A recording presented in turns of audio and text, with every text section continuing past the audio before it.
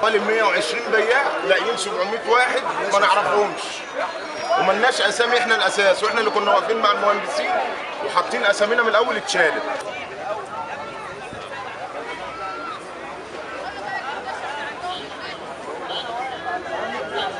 انا بقول لك ادينا مكان يكون في رجل شغاله فيه، ما تدفنيش اكن الكوره امام الشافعي. ها حرام عليكم، احنا صحابات عيال وصحابات امراض، شوفوا لنا مكان ناكل فيه عيش الرجل تبقى فيه شغاله. بس احنا ما قلناش، احنا مكاننا نص متر في نص متر، ما قلتلكش انا الطابلون بتاعي 10 امتار.